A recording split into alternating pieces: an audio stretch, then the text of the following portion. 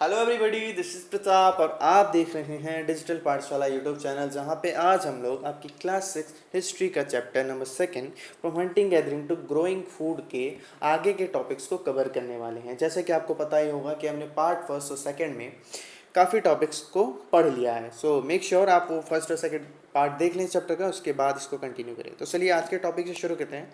तो आज हम लोग इस वीडियो में क्या क्या पढ़ने वाले हैं। तो आज हम लोग इस चैप्टर में पढ़ेंगे डोमेस्टिकेशन, उसके अलावा a new way of life, उसके अलावा storing animal, finding out about the farmers and हर्डर, first farmers and herders, उसके बाद टुवर्ड्स अ सेटल लाइफ। ठीक है, यहाँ तक आज के इस वीडियो में हम पढ़ेंगे। उसके बाद अगली वीडियो में एक मेहरगढ़ के बारे में हम क्लोजर लुक लेंगे। मेहरगढ़ एक जगह का नाम है, ठीक है, उसके बारे में हम अगली वीडियो में डिस्कस करेंगे। ठीक है, तो आज के टॉपिक शुरू करते हैं। डोमेस्टिकेशन। डोमेस्टिकेशन क्या है? डोमेस्टिकेशन एक प्रोसेस है जिसके अंदर प्लांट्स को उगाया जाता है और जो जानवर हैं उनको पाला जाता है और उनकी देखभाल की जाती है। तो हमारे जो पहले के हंटर एंड गैदरर्स थे, अब वो धीरे धीरे डेवलप हो रहे थे, धीरे धीरे उनमें डेवलपमेंट्स आ रही थी। तो अब उन्होंने प्लांट्स को उगाना शुरू किया था और एनिमल्स को पालना भी शुरू किया था। तो इस प्रोसेस को डोमेस्टिकेशन कहा जाता है। तो जो भी प्लांट्स को उन्होंने उगाया और जिन वाइल्ड एनिमल्स को उन्होंने अब पाला, उनका जो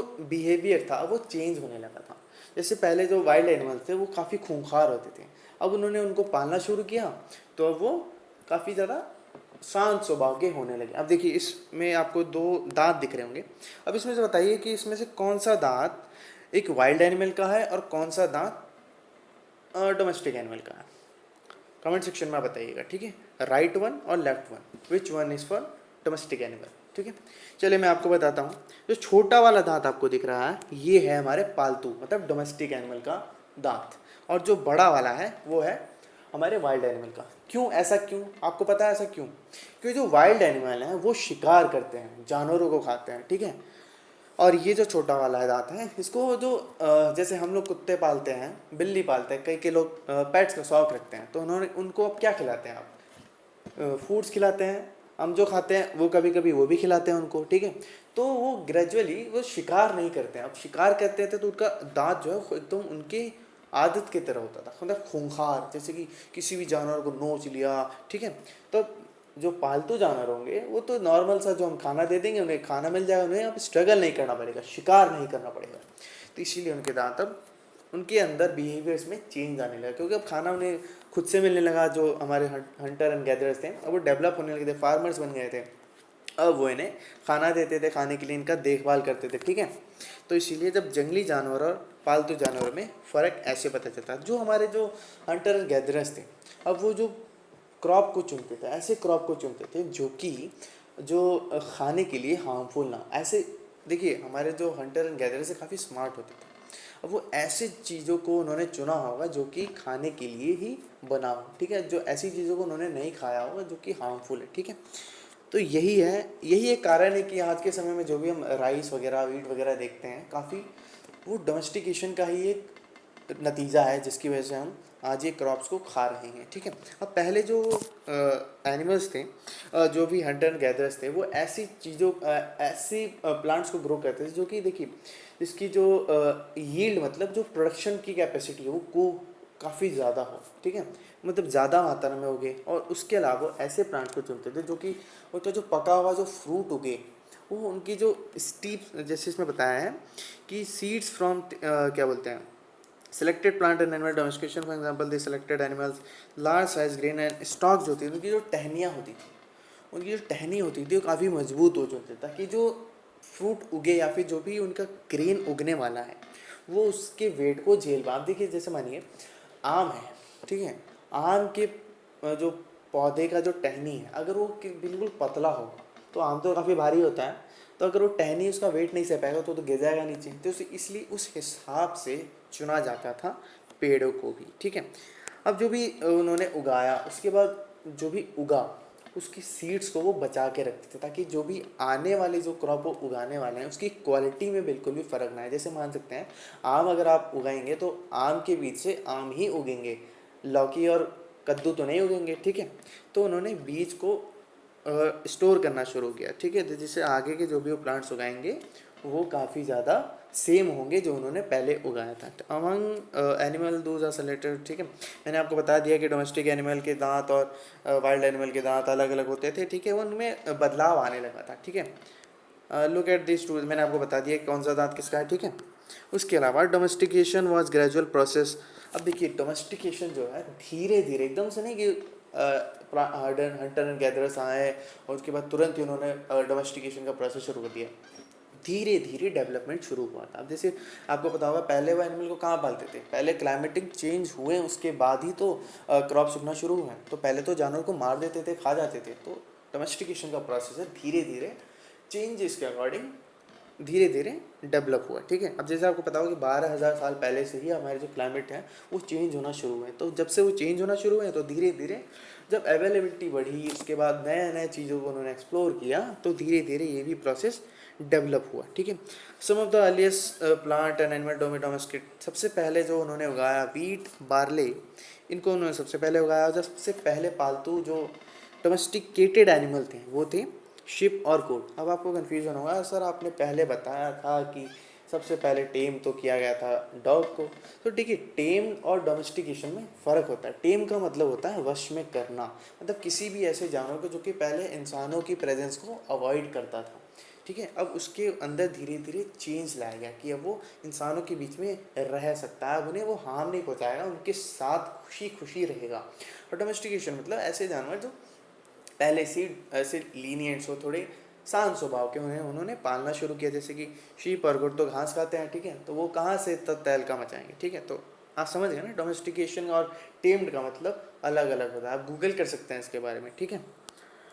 अब देखिए अगला टॉपिक है न्यू वे ऑफ लाइफ, ठीक है। अब देखिए पहले जो था वो जगह जगह मूव करते थे, एक जगह से दूसरी जगह, किस लिए, खाने की तलाश में। अब वो अपने क्रॉप्स को खुद उगा रहे हैं, अब वो खुद उगाएंगे। तो अब जैसे आपको पता हो, आप कोई भी अगर प्लांट उगाएंगे तो उसे आप उगाएंगे, इसको पानी देंगे, उसके बाद उसमें जो फ्रूट निकलेगा फिर फ्लावर निकलेगा, उसके बाद ही तो उसको आप इंजॉय करेंगे। तो अब इन्होंने मूव करना बंद कर दिया। क्यों मूव करना बंद कर दिया, अब कोई भी प्लांट उन्होंने उगाया तो अब उगाया तो उसका फ़ायदा भी तो लेंगे।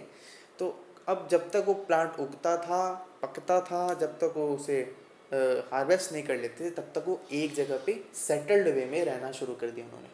अब सेटल रहना शुरू कर दिया।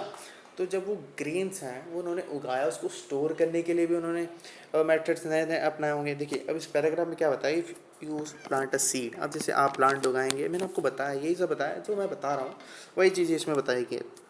When people begin growing plant, it mean they had to stay, ठीक है, वाटरिंग, पानी देने के लिए, ठीक है, जो वीडिंग मतलब जो भी हार्मफुल प्लांट्स होते हैं जो कि हमारे जो क्रॉप है उसको ख़राब कर देते हैं, उसको वहाँ से निकालना, ये सब प्रोसेस फार्मिंग के सारे प्रोसेस को वो लोग करते थे, ठीक है।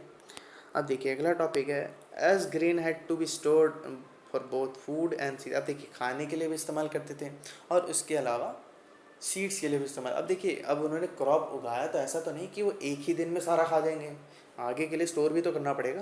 तो जब वो स्टोर करेंगे तो कहाँ स्टोर करेंगे, तो स्टोर करने के लिए उन्होंने मटके बनाए, ठीक है, ज़मीन खोद के ज़मीन के अंदर डग पिट बनाया, ठीक है, ताकि वहाँ पे स्टोर कर पाएँ, ठीक है। ऐसी ऐसी काफ़ी सारी डेवलपमेंट्स उस समय भी होने लगी थी। अब सीड्स के लिए भी काफ़ी स्टोरेज उन्होंने किया। देखिए सीड्स इसलिए बताते थे, आपको बताया मैंने कि सीड्स को, ताकि जो उन्होंने क्रॉप उगाया तो अगली जो क्रॉप उगाएंगे उसकी वैरायटी बिल्कुल सेम रहेगा, ठीक है। सीड्स को इसलिए वो बताते थे। Do you think the Hunter gatherers would have made use pot, हाँ बिल्कुल आप बता सकते हैं कि क्यों यूज़ किया होगा उन्होंने, यूज़ किया होगा। आप इसका पहला आंसर देंगे हाँ, हम बता सकते हैं कि हंटर गैदरर्स ने इसका इस्तेमाल किया होगा। क्यों किया होगा, मैंने आपको बताया अभी कि स्टोर करने के लिए इस्तेमाल किया होगा। क्यों स्टोर करने के लिए, वो मैंने आपको अच्छे से एक्सप्लेन कर दिया। अब आप इसका आंसर आप कमेंट सेक्शन में मुझे बताएंगे, ठीक है। अगर आपको समझ नहीं आया तो भी आप कमेंट सेक्शन में बताइएगा, ठीक है। अब दूसरा स्टोरिंग एनिमल, एनिमल मल्टीप्लाई। आप देखा, आपको पता ही होगा कि 12,000 साल पहले क्लाइमेटिक चेंज होना शुरू हो गया था, तो जो एनिमल्स थे वो ग्रासलैंड्स उगने लगे थे। तो एनिमल जो ग्रास के ऊपर सर्वाइव करते हैं वो उनकी जो मल्टीप्लिकेशन है वो बढ़ने लगी थी, ठीक है। Beside if they are look for careful they. अब देखिए अब ये एनिमल्स को अगर ध्यान से रखेंगे या फिर उनको पालना शुरू कर देंगे तो वो उनको दूध भी देंगे। जैसे आप देखिए कई कई लोग होते हैं जो गाय पालते हैं ना, दूध बेचते हैं, तो उसकी केयर करनी पड़ती है तभी जाके तो दूध देती है। वैसे ही ये इनकी केयर करते थे, तो वो उन्हें बदले में फूड वगैरह और इम्पॉर्टेंट जो भी सोर्सेस हैं उन्हें प्रोवाइड करते हैं। अब देखिए कई कई केसेस में ऐसा भी होता था, जैसे आपकी इस बुक में लिखा है which is important source of food and meat. और जैसे किसी किसी केसेस में इन्होंने जैसे मानिए एनिमल पालना शुरू किया, बकरियाँ पाली, भेड़ पाली, ठीक है, शुगर वगैरह पालने चालू किए, ठीक है। अब क्या हुआ, खाना जो है कई कई सीज़न ऐसे होते हैं जब फूड ग्रो नहीं कर पाते, या फिर कोई ऐसा रीज़न हुआ होगा कि फूड वहाँ पे नहीं बचा, तो अब ऐसे कंडीशन में क्या करेंगे, पहले वो जानवर खाते थे, अब इनको पाल रहे हैं, इनको खिला रहे हैं, तो अब क्या करेंगे, आओ इतने दिन तक हमने आपको खिलाया, अब तुम मेरा खाना बन जाओ, ठीक है, मजाक कर रहा हूँ, हाँ, उसको एज अ फूड इस्तेमाल भी उन्होंने किया होगा, ठीक है। जैसे इसमें बता रखा है source of food and meat. अब मीट किसका खाएंगे, बकरे का, ऐसे ही तो खा सकते हैं, तो एज अ फूड भी उसको इस्तेमाल करने लगे। अब देखिए अपने स्टॉक में बचा के रखते थे कि भैया खाना, एक तो खाना उगा ही रहे हैं, लेकिन कभी कभी मानिए मूड हो गया कि हाँ आज तो नॉन वेज खाना है, तो उसे खाने की तरह इस्तेमाल भी कर लेते थे, ठीक है, whenever required. In other words, animal that are reared can be used as a store of food. हाँ, इसमें यही बताया कि हाँ भैया आप जो एनिमल्स को पाल रहे हैं वो उनके भविष्य में खाने के लिए भी इस्तेमाल हो सकता है। Apart from food, what are the other things that could have been obtained from animals? अब बताइए एनिमल से फूड के अलावा क्या क्या चीज़ें ऑब्टेन हो सकती है, आप मुझे बताएंगे? तो आप बता सकते हैं जैसे शिप होता है तो वो उसके जो बॉडी होती है उससे वुल निकलता है, स्वेटर वगैरह बनते हैं, तो ऐसे ही काफ़ी चीज़ें होती हैं। आप मुझे कमेंट सेक्शन में बताइएगा कि ऐसी कौन कौन सी चीज़ें हैं जो कि हम जानवरों से ऑब्टेन कर सकते हैं, ठीक है। मैंने आपको एक बता दिया कि क्या हो सकता है, अभी क्वेश्चन आपके लिए है, आप मुझे कमेंट सेक्शन में बताइए कि what are the animal used for today. अब आज के डेट में एनिमल किस लिए इस्तेमाल किए जाते हैं। अगला टॉपिक है आपका finding out about the farmers, first farmers and herders. अब ये मैं हमको बोल रहा है कि पेज नंबर 13, आप अपना पेज नंबर 13 खोलिए, उम्मीद करता हूँ आपने बुक लेके आप पढ़ रहे होंगे, ठीक है। तो मैप नंबर 2 पे जाएंगे अपन, एक मिनट, मैप नंबर 2 पे हमें क्या देखने के लिए बोल रहा है, you will notice the number of blue square each mark a site where archaeologist found evidence of एर्बीवर।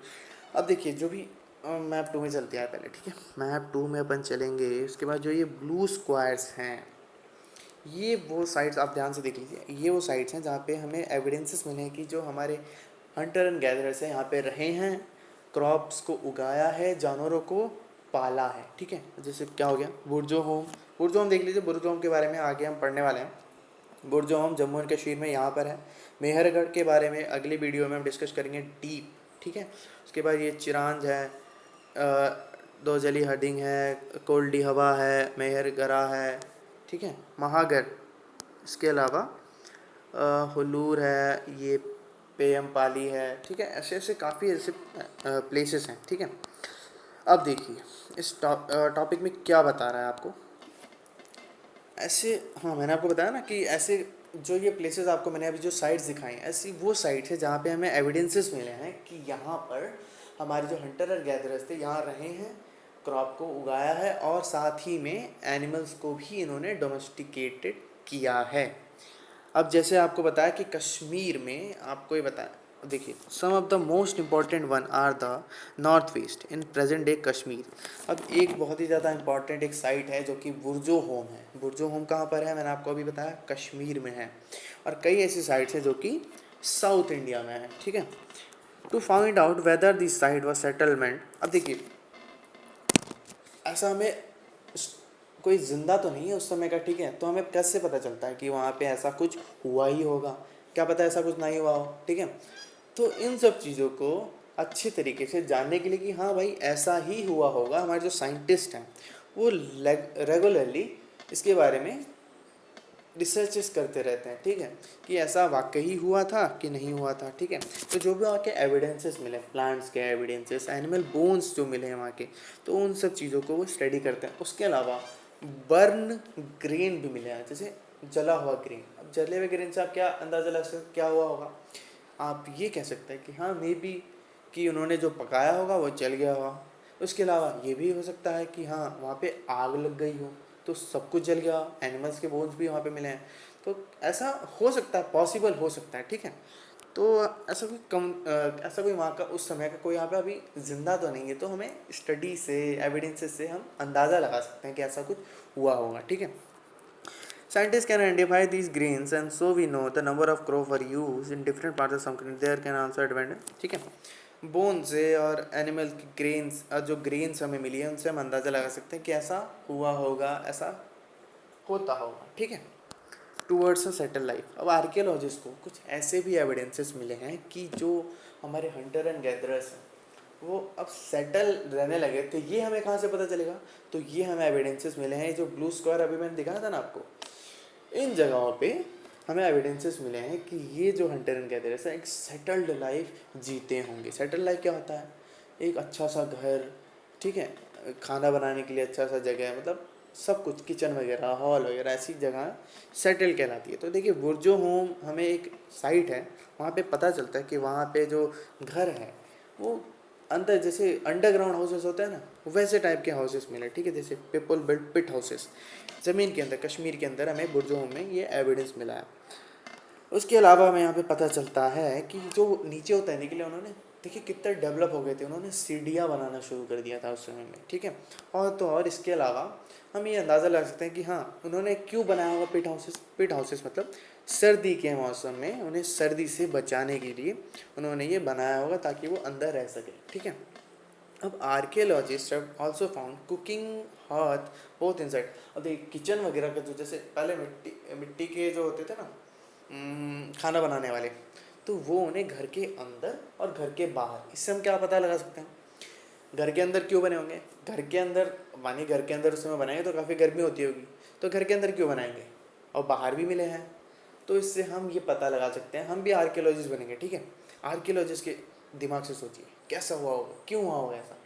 तो ये कह सकते हैं कि जो कभी कभी क्या बारिश होती थी, तो बाहर अगर वो बारिश में खाना बनाएंगे तो खाना बारिश में बन पाएगा क्या बाहर? आप खुद ही सोचिए कि आप बाहर हैं, गैस पे जला के बाहर खाना बना रहे हो, एकदम से बारिश आने लगी, नहीं हो सकता ना, तो घर के अंदर लेके जाते थे, ठीक है। तो उन्होंने दोनों जगह पे, ये नहीं कि एक बनाया, उन्होंने दोनों जगह बनाया, ठीक है, ताकि अगर क्लाइमेटिक कंडीशन जैसा रहा उस हिसाब से वो खाना भी बनाते थे, ठीक है।